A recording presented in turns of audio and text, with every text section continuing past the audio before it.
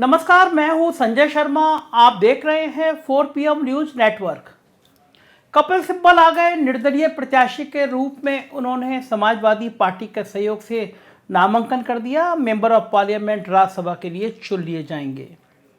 अलग अलग कयास आप देख रहे होंगे, टीवी चैनलों पे अलग कयास चल रहे हैं, पॉलिटिकल खेमे में अलग कयास चल रहे हैं। कुछ लोग कह रहे हैं आजम खां को मनाने के लिए अखिलेश यादव ने ये फैसला कर लिया, आजम खां के दबाव से फैसला कर लिया कि कपिल सिब्बल ने आजम खां का मुकदमा लड़ा था, सिर्फ इसलिए अखिलेश यादव ने ये फैसला ले लिया कि आजम खां नाराज ना हो। ये एकदम निराधार बात है।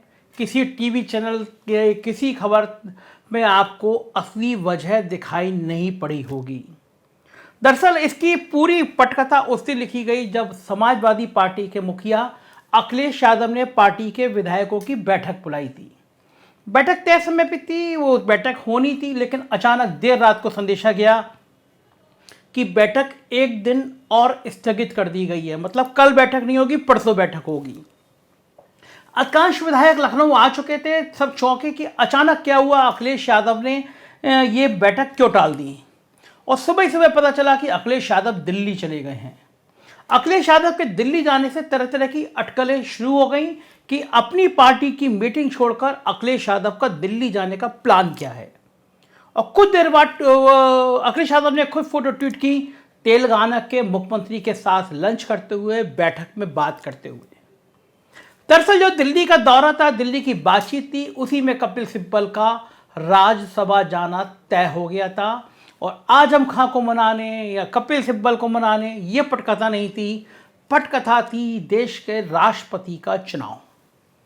कपिल सिब्बल ने आज बातों बातों में इशारा किया कि मैं निर्दलीय प्रत्याशी के रूप में 2024 से पहले गठबंधन की भूमिका का निर्वहन करूंगा। दरअसल जिस तरह तेलंगाना के मुख्यमंत्री एक्टिव हुए हैं, पहले अखिलेश यादव से मीटिंग, फिर केजरीवाल से मीटिंग, सबसे बड़ा निशाना राष्ट्रपति का चुनाव है जो कुछ ही महीनों बाद होने जा रहा है। ये अचानक विपक्ष की सक्रियता जो बढ़ी है, उसके पीछे वजह है कि राष्ट्रपति के चुनाव में घेराबंदी करना। और ये तब शुरू हुआ जब नीतीश कुमार के बगावती तेवर सामने आने लगे।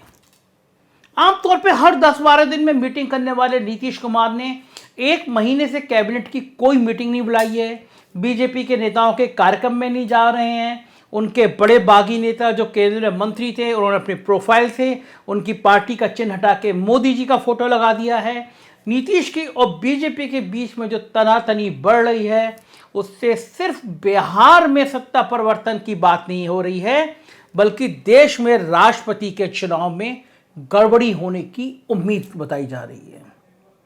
दरअसल सारा खेम यह है कि जो बिहार के वोट हैं, वो लगभग नीतीश की पार्टी के जो बिहार के वोटों का प्रतिशत है, राष्ट्रपति के चुनाव में जो काउंट किया जाता है, वो नीतीश की पार्टी के वोटों का काउंट लगभग 22,000 के आसपास बैठता है। और ये बड़ी संख्या है।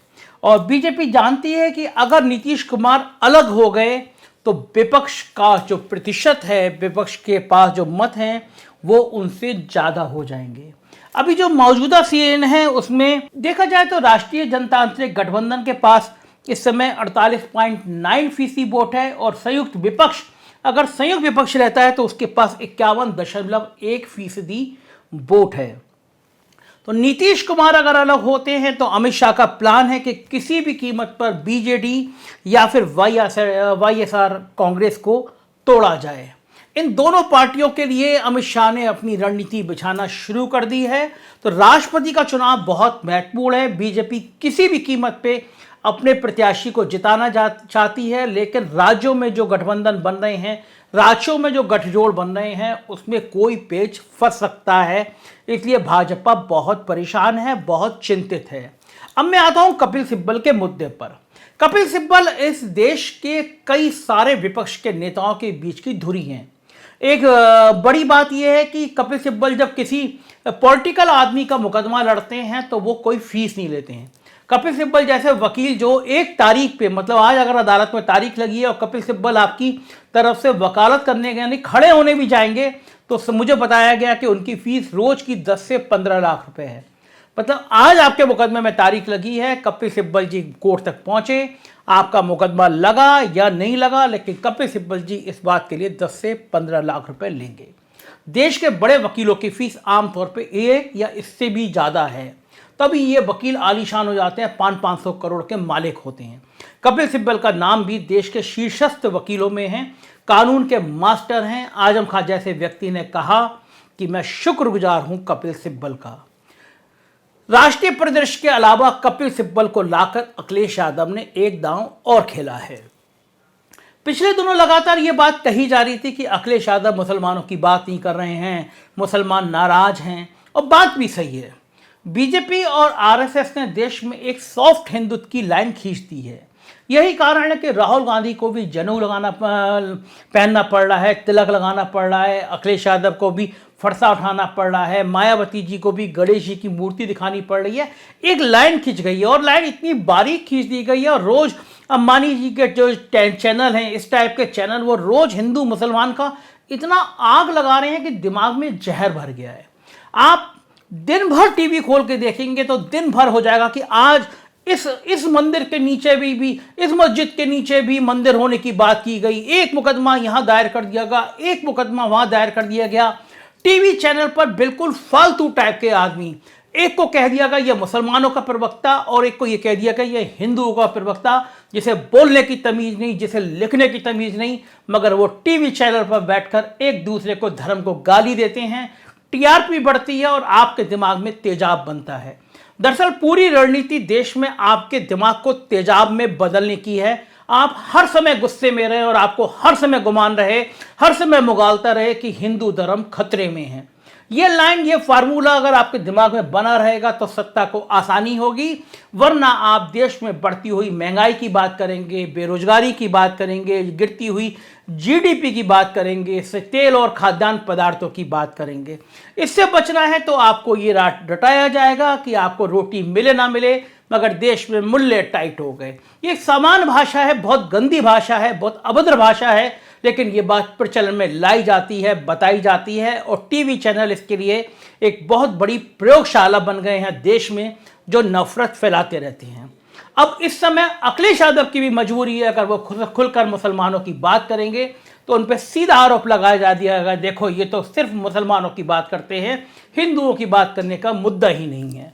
और अखिलेश यादव का ये सारा प्रयोग जो उन्होंने पिछड़ी जातियों का गठबंधन का रोल जो किया है, सब धराशायी हो जाएगा। कपिल सिब्बल को लेकर मुस्लिमों में बहुत सहानुभूति है, चाहे 3 तलाक का मामला हो, चाहे शाहीन बाग का मामला हो, चाहे दिल्ली में चल रहे बुलडोजर का मामला हो, या फिर कश्मीर में हो रहे कई सारे मामले हों। कपिल सिब्बल ने बहुत दमदार पैरवी की है। कर्नाटक में हिजाब के मुद्दे को लेकर जिस बच्ची को परेशान किया गया, कपिल सिब्बल उसके पैरोकार बन के खड़े हुए। तो ये तमाम बड़े मुद्दे ऐसे हैं, चाहे वो जमीयत उलेमा हो, मुस्लिम लीग हो, इन सब की पैरवी कपिल सिब्बल ने देश की सबसे बड़ी अदालत में की है और बहुत बड़ी प्रभावशाली भूमिका में की है। और कपिल सिब्बल के बारे में कहा जाता है कि ह्यूमन राइट के मुद्दे हों, मानवाधिकार के या संवेदनशील मुद्दे हों, उसमें भी वे फीस नहीं लेते हैं। तो मुस्लिमों में एक ये बात बनी है कि कपिल सिब्बल वो शख्स हैं जो कम से कम मुस्लिमों की बात करते हैं। राम जन्मभूमि बाबरी मस्जिद केस में बीजेपी ने आरोप लगाया था कि कांग्रेस के कपिल सिब्बल इस मुकदमे को लंबा खींचना चाहते थे, वो चाहते नहीं थे मंदिर बने। कपिल सिब्बल भी बैकफुट पे थोड़ा आए थे, लेकिन मुस्लिमों में उनका सम्मान बढ़ा था। कपिल सिब्बल वो नेता हैं जो वो लालू यादव से, जो नीतीश कुमार से, जो शरद पवार से, किसी भी देश में बड़े नेता से, राजनेता से बेहतर संवाद स्थापित कर सकते हैं।